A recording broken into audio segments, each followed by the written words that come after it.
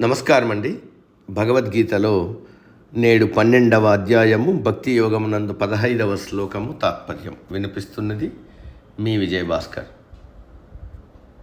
యస్మాన్నో ద్విజతే loco లోకాన్నో ద్విజతే చయః హర్షామర్షభయోద్వేగైర్ముక్తో యస్స చ మే ప్రియః. తాత్పర్యం: ఎవని వలన ఇతర మానవులు కానీ జంతుజాలం కానీ భయమును ఉద్విగ్నతను పొందారో, ఎవరైతే ఇతర మానవుల వలన కానీ సకల జంతుజాలం వల్ల కానీ భయమును ఉద్విగ్నతను పొందరో, ఎవరైతే సంతోషమును దుఃఖమును భయమును ఉద్వేగమును మనోవ్యాకులతను విడిచిపెడతారో అటువంటి వారు నాకు చాలా ఇష్టలు. శారీరకంగా ఉండే బాధలు ఒక రకమైతే మానసికంగా కలిగే బాధలు మరొక రకం.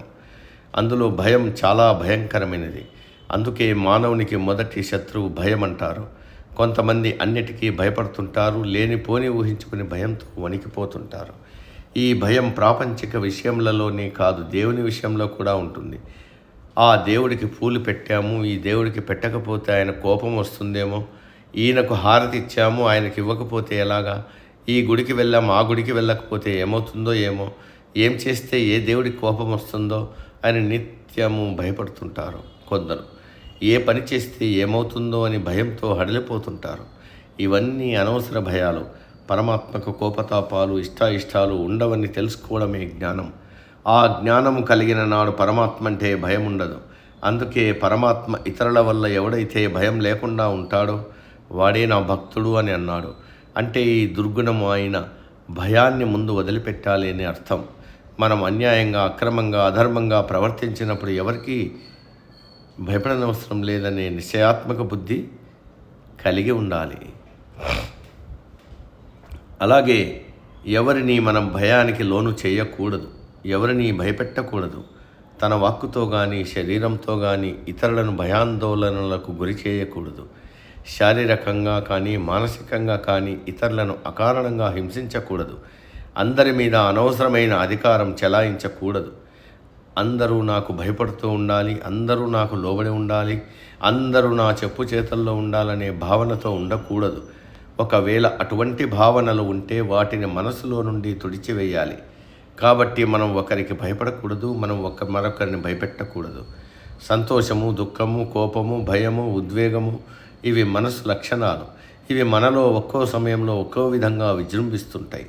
వాటిని అదుపులో పెట్టుకోవాలి. క్రమక్రమంగా వాటికి స్పందించడం మానుకోవాలి. సంతోషం ఎక్కువైనా దుఃఖం ఎక్కువైనా కష్టమే. ఆ సమయంలో మనలో ఉన్న విచక్షణా శక్తి పనిచేయదు. ఆనందం అవధులు దాటినా దుఃఖం ముంచుకొచ్చినా ఒక్కోసారి గుండె ఆగిపోవడం కూడా జరుగుతుంది. కాబట్టి అటువంటి భావోద్వేగాలు కలిగినప్పుడు ఎలాంటి స్పందన లేకుండా సమభావనతో ఉండడం అలవాటు చేసుకోవాలి. అటువంటి వాడే నాకు ఇష్టమైన వాడని అంటున్నాడు పరమాత్మ. కొంతమంది మనల్ని ఎదురుగా పొగుడుతుంటారు, పక్కనే తిడుతుంటారు. కొంతమంది వాళ్ళ కార్యాలు సాధించుకోవడానికి పొగుడుతుంటారు. మరికొంతమంది ఒకరోజు పొగుడుతారు, మర్నాడే తిడతారు. ఈ సంవత్సరం లాభం వస్తుంది, మరో సంవత్సరం నష్టం వస్తుంది. ఏ కాలానికి తగ్గట్టుగా ఆయా జబ్బులు వస్తుంటాయి.